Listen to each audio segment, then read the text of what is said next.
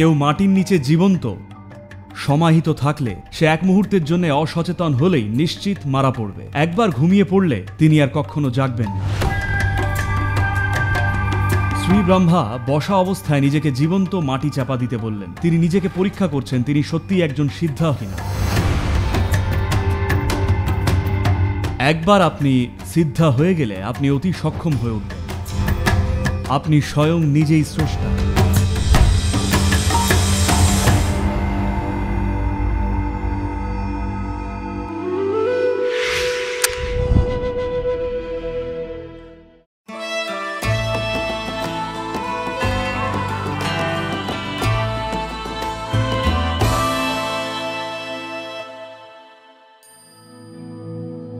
নমস্কার সদ্গুরু। অর্ধ সিদ্ধাসন থেকে পূর্ণ সিদ্ধাসনে অগ্রসর হওয়ার জন্য কী ধরনের প্রস্তুতি প্রয়োজন, এই বিষয়ে কিছু বলবেন?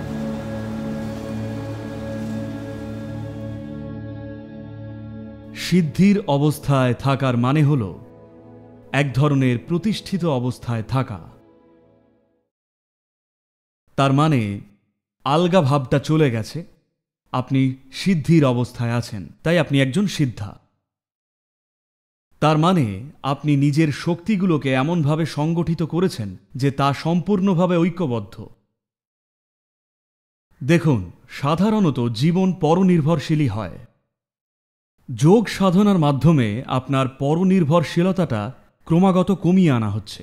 টয়লেটের ওপর আপনার নির্ভরশীলতাটা ধীরে ধীরে কমে যাচ্ছে, তাই না? খাবারের দরকারও কমছে। আসলে চেক করে দেখলে দেখবেন বাতাসের ক্ষেত্রেও তাই। কারণ এখন আপনি আরও ধীরে গভীরভাবে শ্বাস নেন, ফলে সহজেই 2 মিনিট শ্বাস ছাড়া থাকতে পারেন, যেখানে অন্যেরা শ্বাসরুদ্ধ হয়ে যেতেন।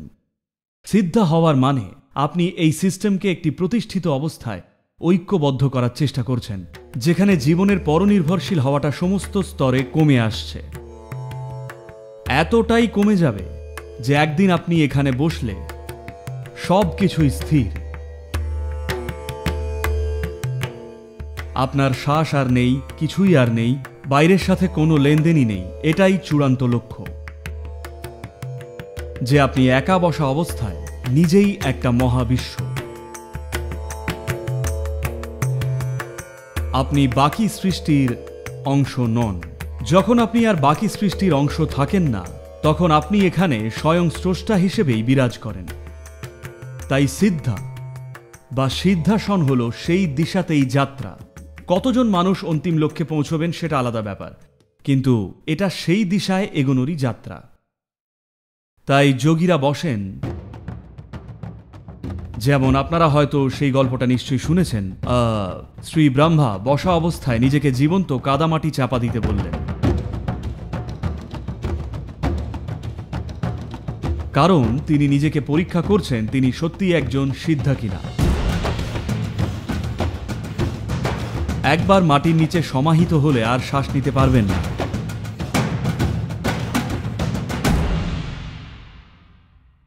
বাতাস নেই, আলো নেই। দেখুন, আলো আর বাতাস ছাড়া কিন্তু সত্যি একদম বাঁচতে পারবেন না। শ্বাস নেই। প্রথমে লোকেরা আলো ছাড়া থাকার অভ্যেস করে, আর তারপর খাবার বন্ধ করে, জল বন্ধ করে, তারপর বন্ধ করে বাতাস। তো একবার যখন আপনি আর পৃথিবীতে থাকা পঞ্চভূতের বাহ্যিক যে প্রকাশ তার উপর নির্ভরশীল থাকেন না, তবেই আপনি সিদ্ধা।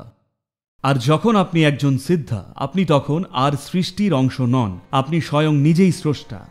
এই কারণেই যে যোগী একজন সিদ্ধা, তাকে স্বয়ং শিব হিসেবেই দেখা হয়। লোকে বলে তিনিই শিব। শ্রী ব্রহ্মাকে তার আগের জন্মে ডাকা হতো শিবযোগী নামে। তো অর্ধ সিদ্ধাসনের মানে হল আপনি স্থিতিশীল হতে চান, কিন্তু আবার পথ খোলাও রাখতে চান। দরজা অর্ধেক খোলা, কারণ আপনার স্ত্রী আছেন। আপনি সিদ্ধা হয়ে গেলে আপনার স্ত্রী কোথায় যাবেন? তিনি বুঝতেই পারবেন না আপনার সাথে কিভাবে থাকবেন, আর পারবেন না।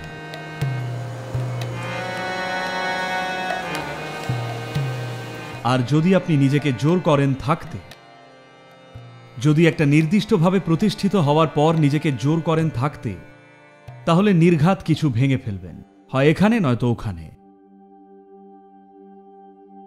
তাই যারা সাধারণ পারিবারিক পরিস্থিতিতে আছেন তখন আপনি সিদ্ধাসনের দিকে যান না, আপনি অর্ধ সিদ্ধাসন অবধি যান, কারণ আপনি দরজাটা খোলা রাখতে চান।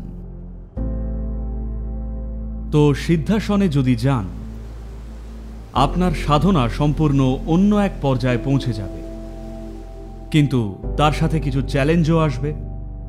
আপনি কে, কিভাবে বাঁচেন, কি খান, কি করেন, সবকিছুতে একটা বিশুদ্ধতা, সতর্ক দৃষ্টি দরকার। কারণ যখন আপনি সিস্টেম বা দেহতন্ত্রকে যা প্রাকৃতিক আর স্বাভাবিক বলে বিবেচিত তার থেকে বেশি পর্যায়ে স্থির করার চেষ্টা করেন, দেখুন শ্বাস নেওয়া কিন্তু স্বাভাবিক, খাওয়া দাওয়া এগুলো স্বাভাবিক, ঘুমানো স্বাভাবিক, কিন্তু যিনি মাটির নিচে সমাহিত তিনি একবার ঘুমিয়ে পড়লেই শেষ, আর জাগবেন না।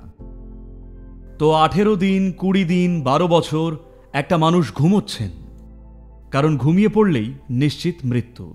এক মুহূর্ত অসচেতন হলেই তার নিশ্চিত মৃত্যু। পরে গর্ত থেকে বের করার সময় দেখবেন শরীর পচে গেছে।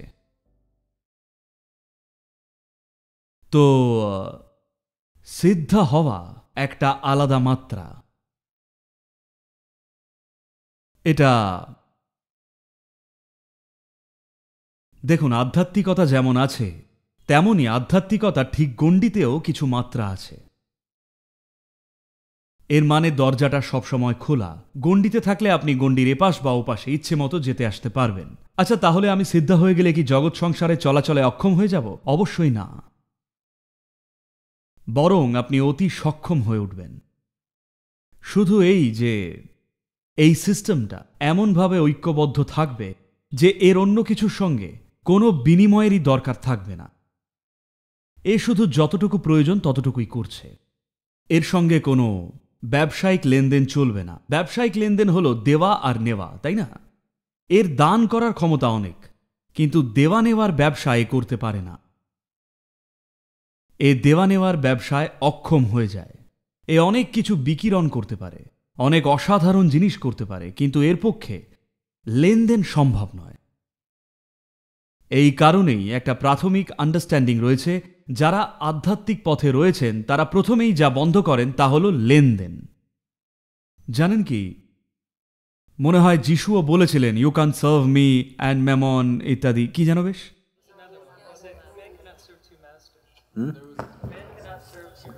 হ্যাঁ হ্যাঁ, একজন মানুষ দুই প্রভুর অধীন হতে পারে না, অর্থাৎ তিনি পার্থিব জিনিস আর হ্যাঁ। তো কোথাও একটা এই সচেতনতাটা রয়েছে, হয়তো সেখানে পৌঁছানোর জন্য প্রয়োজনীয় সাধনা আর বৈজ্ঞানিক কাঠামো তাদের নেই, কিন্তু সচেতনতাটা আছে সব জায়গাতেই। এই কারণেই প্রথমেই তারা, কেউ আধ্যাত্মিক পথে আছেন মানেই প্রয়োজনীয় সাধনা জানা না থাকলেও তারা নির্জনে সরে আসেন। কেউ যেচে কিছু দিলে সেটা আলাদা ব্যাপার, কিন্তু কোনো লেনদেন নেই। তাই তারা এমন জায়গায় নিজেদের প্রত্যাহার করে নেন যেখানে লেনদেনের প্রয়োজন নেই, কারণ সমাজে বাস করলেই লেনদেন করতে হবে, পরিবারে বাস করলেই লেনদেন করতে হবে, সবই একটা লেনদেন। আর লেনদেন মানে কিন্তু শুধু আমি টাকা দিলাম তাই বিনিময়ে আপনি আমায় কোনো জিনিস দিলেন। লেনদেন শুধু সেই স্তরে নেই, লেনদেন খুব প্রাথমিক মৌলিক স্তরেও ঘটছে। আপনি বিকিরণ করতে পারেন, কিন্তু লেনদেন নয়। একবার নিজেকে সব রকম নির্ভরশীলতার ঊর্ধ্বে নিয়ে গেলে, অর্থাৎ একটা স্তরে আমরা বলছি দেওয়ালকে দুর্বল করার কথা, সমস্ত সীমানা সরিয়ে ফেলা, কিন্তু আরেকটা পর্যায়ে আমরা বলছি দেওয়ালটাকে দৃঢ় করতে। যদি দেওয়ালটাকে সম্পূর্ণ অভেদ্য করে ফেলেন আর অস্তিত্ব থেকে মুক্ত হয়ে যান, আপনি স্রষ্টারই সমান হবেন। তাই একজন যোগী নিজেকে মাটির নিচে সমাহিত করে কোনো কর্তৃত্ব প্রদর্শন বা নিজের বড়াই করার চেষ্টা করছেন না, বরং তিনি নিজের অবস্থাকে আয়ত্ত করার চেষ্টা করছেন যাতে তিনি আর সৃষ্টির অংশ না থাকেন। এই সৃষ্টির অংশ হয়ে থাকার জন্যে যা যা লেনদেন প্রয়োজন তা সরিয়ে ফেলা হয়েছে। তিনি যে বেঁচে আছেন তা শুধুমাত্রই তার নিজের ভেতরে থাকা সৃষ্টির উৎসের দীপ্তির বলে, বাকি সবকিছু তিনি ছেঁটে ফেলেছেন। আপনার ভেতরে এমন কিছু রয়েছে যা সৃষ্টির উৎস, কিন্তু সেটা থাকা সত্ত্বেও এর জন্যেই আপনি এখন জীবন হিসেবে স্পন্দিত হলেও সৃষ্টির সাথে লেনদেনটা না চললে এখানে এক মুহূর্তও কিন্তু থাকতে পারবেন না। ঈশ্বর আপনার ভেতরে থাকলেও নাকটা চেপে ধরে রাখলেই তো আপনি শেষ, তাই না? এখন তিনি এমন এক অবস্থায় পৌঁছতে চান যেখানে এই লেনদেনের আর প্রয়োজন নেই। তাই তার কাছে সৃষ্টির উৎসই একমাত্র পুষ্টির উৎস হয়ে দাঁড়ায়। অর্থাৎ তিনি দুই প্রভুর অধীনে নেই, তিনি প্রকৃতই একজন প্রভুর অধীনে, আর তিনি নিজেই সে।